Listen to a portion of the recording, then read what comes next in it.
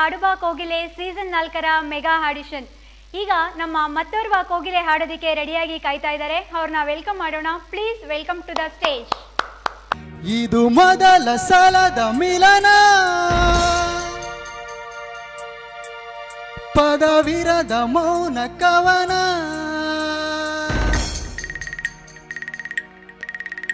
ಇದು ಮೊದಲ ಸಲದ ಮಿಲನ, ಪದವಿರದ ಮೌನ ಕವನ.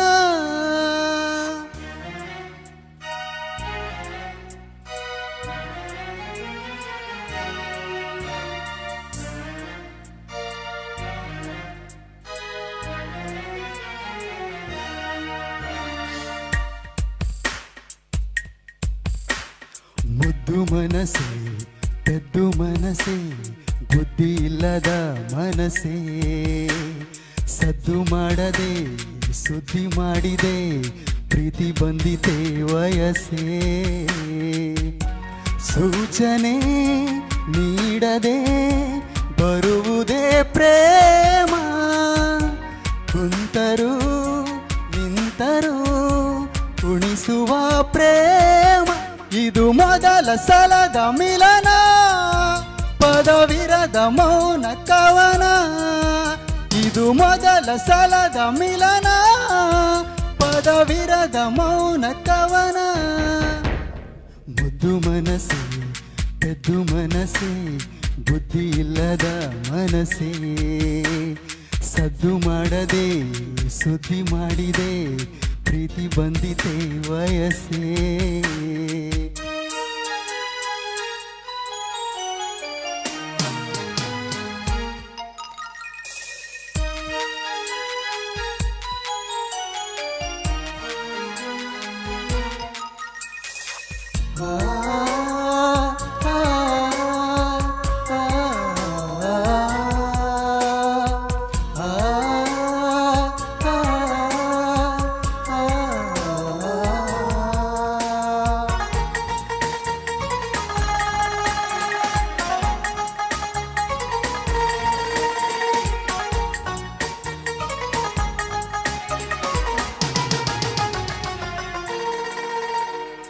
ಆತ್ಮನ ಗೆಲ್ಲೋ ಚೈತನ್ಯವನ್ನು ಕಂಡೆ, ಆಧ್ಯಾತ್ಮಕ್ಕಿಂತ ಅತಿಯಾದ ಜ್ಞಾನ ಕಂಡೆ. ಅಕ್ಷರವೇ ಇಲ್ಲದಿರೋ ಪುಸ್ತಕದ ರಾಶಿದು, ಎಂದೆಂದಿಗೂ ನಿಲ್ಲದಿರೋ ಅಮೃತದ ಸೊನೆ ಇದು. ಎದೆಗೂಡಿನ ಕಾಜಾನವೇ ಒಲವೇ ಗುಟುಕು ನಿನಗೆ. ಮುದ್ದು ಮನಸ್ಸೇ, ಪೆದ್ದು ಮನಸ್ಸೇ, ಬುದ್ಧಿ ಇಲ್ಲದ ಮನಸ್ಸೇ, ಸದ್ದು ಮಾಡದೆ ಸುದ್ದಿ ಮಾಡಿದೆ, ಪ್ರೀತಿ ಬಂದಿತೆ ವಯಸ್ಸೇ.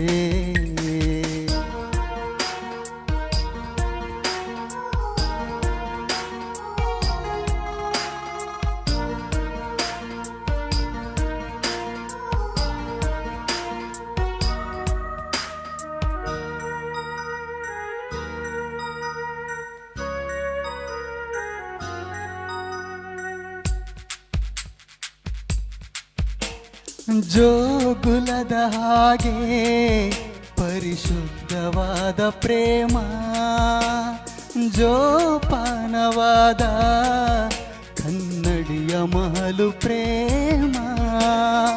ಮುಷ್ಟಿಯಲ್ಲೇ ಸೃಷ್ಟಿ ಇಡೋ ವಿಸ್ಮಯದ ಪ್ರೇಮವಿದು, ದೃಷ್ಟಿಯಲ್ಲೇ ಯಜ್ಞವಿರೋ ಅಮೃತ ಸೊನೆ ಇದು.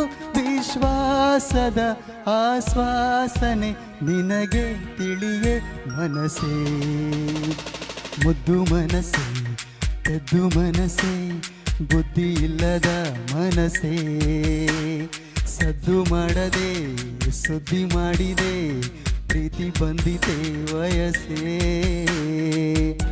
ಸೂಚನೆ ನೀಡದೆ ಬರುವುದೇ ಪ್ರೇಮ, ಕುಂತರು ನಿಂತರು ಉಣಿಸುವ ಪ್ರೇಮ.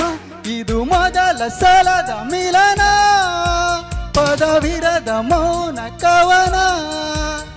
ಇದು ಮೊದಲ ಸಲದ ಮಿಲನ, ಪದವಿರದ ಮೌನ ಕವನ.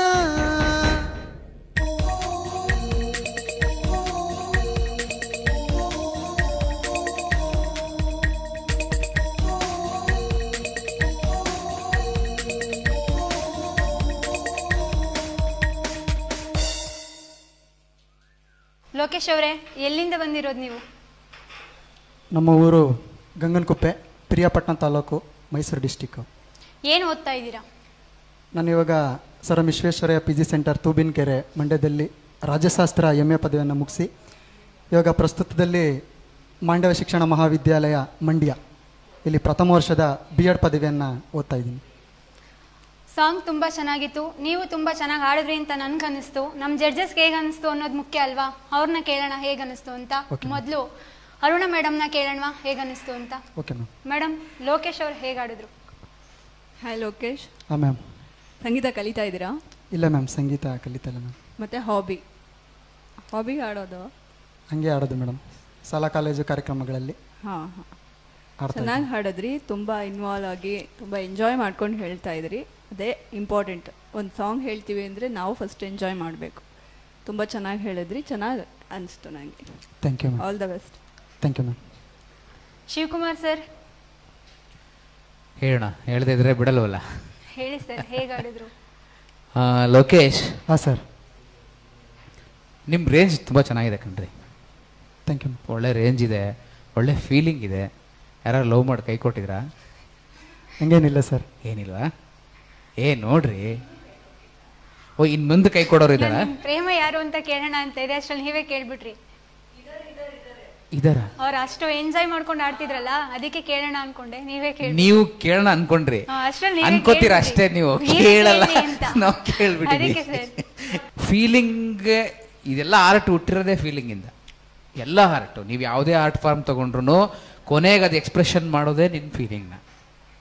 ಮೀಡಿಯಾ ಬೇರೆ ಅಷ್ಟೇ. ಹಾಡು ಗರಬ ಈ ರೀತಿ ಇದು ಮಾಡಿದ್ರೆ, ಡ್ರಾಯಿಂಗ್ ಮಾಡೋನು ಅವ್ನು ಬೇರೆ ರೀತಿ ಎಕ್ಸ್ಪ್ರೆಸ್ ಮಾಡ್ತಾನೆ ತನ್ನಲ್ಲಿರೋ ಫೀಲಿಂಗ್ಸ್ನ. ಸೊ ಎಲ್ಲ ಆರ್ಟ್ ಫಾರ್ಮ್ಸ್ ಏನಿದೆ ಅದೆಲ್ಲ ಒಂದು ಥರದಲ್ಲಿ ಫೀಲಿಂಗ್ಸ್ನ ಹೊರಹಾಕುವ ಪದ್ಧತಿ. ಹೌದು ಸರ್. ಅದರಲ್ಲಿ ತುಂಬ ಹೆಚ್ಚು ಪ್ರಭಾವಿತವಾಗೋದು ಈ ಸಾಂಗ್ ಅನ್ನೋದು. ಮ್ಯೂಸಿಕ್ ಅನ್ನೋದೇನಿದೆ ಇದು ತುಂಬ ಪ್ರಭಾವಶಾಲಿ. ಯಾರೋ ಒಬ್ಬ ನಿನ್ನ ಲವರ್ನ ನೀನು ಹೋಲಿಸ್ಕೋಬೇಕಾದ್ರೂ ಅದೇ, ಅಥವಾ ಅವಳು ಬಿಟ್ಟೋದಾಗ ಮತ್ತೆ ಫೀಲಿಂಗ್ ಮಾಡ್ಕೊಳ್ಳೋಕ್ಕೂ ಅದೇ, ಸತ್ತಾಗ್ಲೂ ಅದೇ, ಬದುಕ್ತಾಗ್ಲೂ ಅದೇ, ಎಲ್ಲದಕ್ಕೂ ಅದೇ. ನೀವು ಮೊದಲಿಂದ ಬಂದಿದೆ, ಈಗಲಿಂದ ನಾ ಹೇಳ್ತಿಲ್ಲ, ನಾನು ಸೀರಿಯಸ್ ಆಗಿ ಹೇಳ್ತಿರೋ ಮಾತು. ತಾನ್ಸೇನ್ ಕೇಳಿದ್ದೀರಾ ಹೆಸರು? ತಾನ್ಸೇನ್ ಕೇಳಿದ್ದೀರಾ? 15ನೇ ಶತಮಾನದಲ್ಲಿ ಅಕ್ಬರನ ಆಸ್ಥಾನದಲ್ಲಿದ್ದಂಥ ಒಬ್ಬ ಮಹಾನ್ ಸಂಗೀತಗಾರ. ಹಿಂದಿನ 1000 ವರ್ಷದಲ್ಲಿ ಹುಟ್ಟಿಲ್ವಂತೆ, ಮುಂದೆ 1000 ವರ್ಷದಲ್ಲೂ ಹುಟ್ಟಲ್ವಂತೆ. ದೊಡ್ಡ ದಾರ್ಶನಿಕರು ಹೇಳ್ತಾರೆ. ಅವರ ಸತ್ತಾಗ ಅಕ್ಬರು ಮುಸಲ್ಮಾನನಾಗಿದ್ದರೂ ಕೂಡ ಅವನ ಒಂದು ಜರ್ನಿ ಒಳಗೆ, ಅಂದರೆ ಅದನ್ನು ನಾವೇನು ಹೇಳ್ತೀವಿ ಮಕ್ಬರ ಅಂತ ನಾವೇನು ಕರಿತೀವಿ, ತಾನ್ಸೇನ್ ಕನ್ವರ್ಟರ್ ಆಗಿದ್ದ.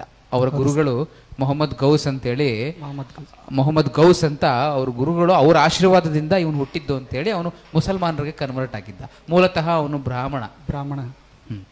ಜಾತಿ ಇಲ್ಲಪ್ಪ, ಸಂಗೀತಕ್ಕೆ ಜಾತಿ ಇಲ್ಲ, ಇದು ತಿಳ್ಕೊಬೇಕು ಫಸ್ಟ್ ಆಫ್ ಆಲ್. ಅವಾಗ ಅಕ್ಬರು ನನ್ನ ಫ್ರೆಂಡು ಹೋಗ್ಬಿಟ್ನಲ್ಲ ಇವನು ಅಂಥೇಳಿ ಹಿಂದೂ ರೀತಿಯಲ್ಲಿ ಅವನನ್ನು ಫ್ಯೂನರಲ್ ಮಾಡಿದ್ದು. ಆವಾಗ ಎಲ್ಲ ಮ್ಯೂಸಿಕ್ಕು, ಸುತ್ತ ಮ್ಯೂಸಿಕ್ ಇದ್ದಿದ್ದು. ಆ ಸಮಯದಲ್ಲಿ ಆ ತಾನ್ಸೇನನ ಪಟ್ಟ ಇತ್ತಲ್ಲ, ಅಲ್ಲಿ ಅಕ್ಬರನ ಆಸ್ಥಾನದಲ್ಲಿ ಅದೊಂದು ಪಟ್ಟ ಇತ್ತಲ್ಲ, ಆ ಪಟ್ಟಕ್ಕೆ ಬಂದು ಕೂತ್ಕೊಳ್ಳಿಕ್ಕೆ ಅಲ್ಲಿ ಸುತ್ತಮುತ್ತ ಇರ್ತಕ್ಕಂಥ ಎಲ್ಲ ಶಿಷ್ಯರು ನಾ ಮುಂದು ತಾ ಮುಂದು ಅಂತ ಹೋಗಿದ್ರಂತೆ. ಇದು ತುಂಬ ಕತೆ ಕೇಳಿ ಇದು. ಆವಾಗ ತಾನ್ಸೇನನ ಮಗ ಒಬ್ಬ ಇದ್ದ, ಬಿಲಾಸ್ ಖಾನ್ ಅಂತ ಅವನ ಹೆಸರು. ಈಗಲೂ ಗ್ವಾಲಿಯರಲ್ಲಿ ಅವನ ಸಮಾಧಿ ಪಕ್ಕ ಬಿಲಾಸ್ ಖಾನನ ಸಮಾಧಿ ಇದೆ. ಆ ಬಿಲಾಸ್ ಖಾನ್ ಅನ್ನುವ ಅವನೇನು ಮಾಡಿದಾನೆ, ಅವನು ಸ್ವಲ್ಪ ತಿರುಗಾಟದ ಸ್ವಭಾವದವನು, ತಿರುಗಾಡ್ತಾ ಇದ್ದ. ಅವನು ಬಂದು ನೋಡ್ದ, ನಮ್ಮ ಅಪ್ಪಾಜಿ ಇಲ್ಲಿ ಸತ್ತು ಮಲಗಿದ್ದಾರೆ, ಇವರೆಲ್ಲ ಶಿಷ್ಯರು ಪಟ್ಟಕ್ಕೋಸ್ಕರ ಸಾಯ್ತಾ ಇದ್ದಾರಲ್ಲ. ಅವಾಗ ಅವನೊಂದು ಪ್ರಶ್ನೆ ಇಟ್ಟ, ಯಾರು ಸತ್ತಿರುವಂಥ ನಮ್ಮ ಅಪ್ಪಾಜಿ ದೇಹನ ಕ್ಷಣ ಮಾತ್ರ ಹಿಂಗೆ ಅಳಗಾಡಿಸ್ತಾರೋ ತಮ್ಮ ಗಾಯನದಿಂದ, ಕ್ಷಣ ಮಾತ್ರ ಹಿಂಗೆ ಅಲಗಾಡಿಸ್ತಾರೋ ಗಾಯನದಿಂದ, ಅವರು ಆ ಪಟ್ಟಕ್ಕೆ ಪಗಡಿ ಮುಸ್ಕೋದೆ ಹೆಂಗೆ ಅಲ್ಲಿ ಬ್ರಿಡ್ಜ್ ಭಾಷೆಯಲ್ಲಿದೆ ಪಗಡಿ. ಪಗಡಿ ಅಂತಂದರೆ ಅದು ಪೇಟ ಅಂತ. ಓ ಪಗಡಿ ತಾನ್ಸೇನ್ ಜೀಕ ಓ ಪಗಡಿ ಹಮ್ ಉನ್ಕೋದೆ ಹೆಂಗೆ ಅಂತಂದರು. ಯಾರೂ ಮುಂದೆ ಬರಲಿಲ್ಲ. ಯಾರೂ ಮುಂದೆ ಬರಲಿಲ್ಲ ಅಂದ್ರೇನು, ಬಿಲಾಸ್ ಖಾನ್ ಏನಿದ್ದ ಅವನೇ ಬಿಲಾಸ್ ಖಾನಿ ಅಂತ ಒಂದು ರಾಗ ಬರುತ್ತೆ. ಆ ರಾಗನೇ ಹಾಡಿದಾಗ ಆ ತಾನ್ಸೇನ್ ಅವರ ಏನು ಇದಿತ್ತು ಕಳೆ ಬರ, ಅದು ಅಲ್ಗಾಡಕ್ಕೆ ಶುರು ಮಾಡಿ ಅವರ ಕಣ್ಣಲ್ಲಿ ನೀರು ಬರುತ್ತೆ. ಇದನ್ನು ರೆಕಾರ್ಡ್ ಮಾಡಿದ್ದಾರೆ. ಆವಾಗ ಆ ಪಟ್ಟ ಅವನ ಮಗನಿಗೆ ಕೊಡ್ತಾರೆ. ಆ ಮಗ ಹೇಳ್ತಾನೆ, ನನಗೆ ಈ ಪಟ್ಟ ಬೇಕಾಗಿಲ್ಲ, ನಮ್ಮಪ್ಪ ನನ್ನ ಸಂಗೀತ ಕೇಳಿ ಇವತ್ತು ಖುಷಿ, ಅವನು ನನ್ನ ಜೀವ ಹೋಗಿದ್ರೂ ಕೂಡ ಅಲ್ಗಾಡ್ತಲ್ಲ, ಇದಕ್ಕಿಂತ ಪಟ್ಟ ನನಗೇನು ಬೇಡ ಅಂತ. ಸೊ ಅಂದರೆ ಇಂತಿಂಥ ದೊಡ್ಡ ದೊಡ್ಡ ಸಂಗೀತಗಾರರು ಇವತ್ತಿದ್ದಾರೆ, ಇದ್ದರೂ ಅವರ ಪ್ರೊಡಿಷನಲ್ಲಿ ಇವತ್ತರೆಗೂ ಬರ್ತಿದೆ. ಸೊ ಆ ಫೀಲಿಂಗ್ ಅನ್ನೋ ಮಾತಿಗೆ ನಾ ಹೇಳಿದ್ದು, ನಿಜವಾದ ಫೀಲಿಂಗಿಗೆ ಯಾವತ್ತೂ ಬೆಲೆ ಇರುತ್ತೆ. ನಿಜವಾದ ಫೀಲಿಂಗಿಗೆ ಯಾವತ್ತೂ ಬೆಲೆ ಇರುತ್ತೆ. ಅದಕ್ಕೆ ಸಂಗೀತ ಸೇರಿಕೊಂಡಾಗ ಅದು ಕೊಡುವಂಥ ಆನಂದನೇ ಬೇರೆ, ಅದನ್ನು ಅನುಭವಿಸೋ ವ್ಯಕ್ತಿದ ಆನಂದ ಇನ್ನೂ ಬೇರೆ. ಅದನ್ನ ಯಾರಿಗೂ ಹೇಳ್ಕೊಳ್ಲಿಕ್ಕಾಗಲ್ಲ. ಸೊ ಇವಾರು ನಿನ್ನ ಫೀಲಿಂಗ್ ಚೆನ್ನಾಗಿತ್ತು, ಚೆನ್ನಾಗಿ ಆಡಿದ್ಯಾ. ನಿನಗೆ ಒಂದೇ ಒಂದು ಸಜೆಷನ್ ನಾನು ಕೊಡಬಲ್ಲೆ ಅಂತಂದರೆ, ನೀನು ಆದಷ್ಟು ಬೇಗ ಸಂಗೀತಕ್ಕೆ ಸೇರ್ಕೊಬಿಡು. ಓಕೆ, ಆಲ್ ದ ಬೆಸ್ಟ್, ನಿನ್ಗೆ ಒಳ್ಳೆಯದಾಗಲಿ.